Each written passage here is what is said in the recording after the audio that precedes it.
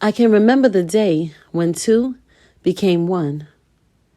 And all of the fun that I had that landed me in this situation now just leads to a personal investigation of how I let my stupidity overcome me.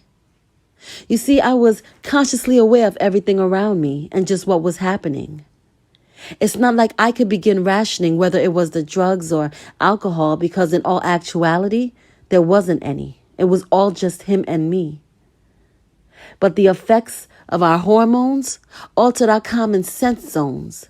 So all we could see was that I felt as good to him as, well, he to me. It felt better, and I got wetter when he slipped inside my passion seat naturally. So I held my baby tightly and moved from caressing his body to making my grip strong and firm. We allowed our bodies to drop its shells and twist and turn like well-ripe vines in a vineyard. How absurd it was for us to use these minor precautions. After all, it wasn't the first time we had sex, so I let the crime of passion do the talking. After that, we easily found each other in this same way over and over and over and over again.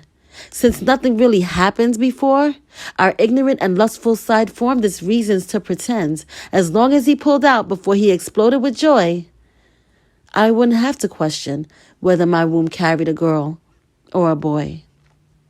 So we did what we do. And for a while it was cool till my body felt different and showed things that were new. So I swore to God that if negative, to change the whole way that I lived. And my hopes was riding high until the doctor came in, until he entered my world with the word positive. Positive. How could that be? You see, I've been messing around with this dude for a while now and nothing has ever happened to me. I'm not ready for this position. I've just started living my life. Of course, I want to have a family, get married, be a good person, mother and wife, but not like this. I couldn't begin to find the silver lining in this cloud. The ending of life as I knew it was like a bell in my head, ringing extremely loud, and I couldn't escape it, and I couldn't relate to it, so I claimed a mistake had to be made. I had to take time to figure this out, so let me just see, and let me just wait. So as the hands of the clock stayed faithful to its ticks and its tocks, my condition insisted to persist when I prayed that it would stop. It got to the point where I couldn't function the same. I wasn't holding down food and there was a drastic change in my weight.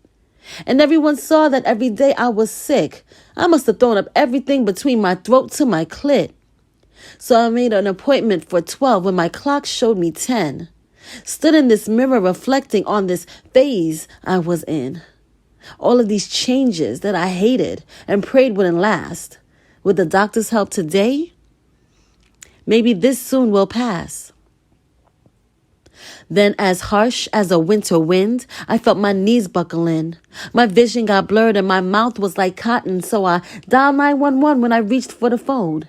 And when I opened my eyes, I realized I was no longer at home. The walls were too white, and a bright light was shining in my face. I heard voices far, far away questioning my state. Where's her family, they asked. Do you know who's her partner?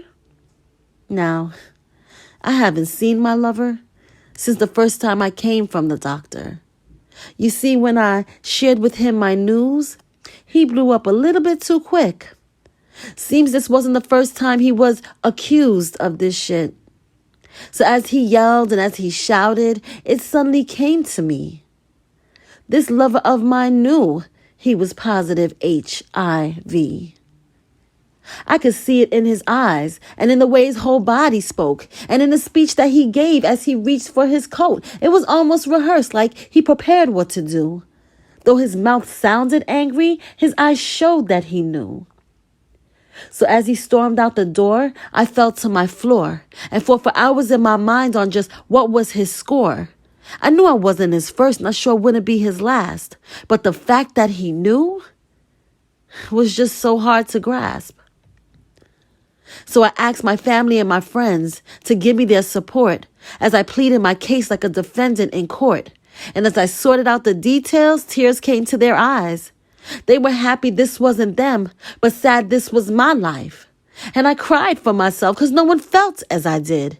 And the only man who could understand was still out there doing his bid. So I laid in this hospital bed going over our nights, and I realized I had it from the first time these condoms were denied. And he let a second, third, fourth, fifth, sixth, seventh, eighth time occur, almost in some evil missionary-like way, making sure.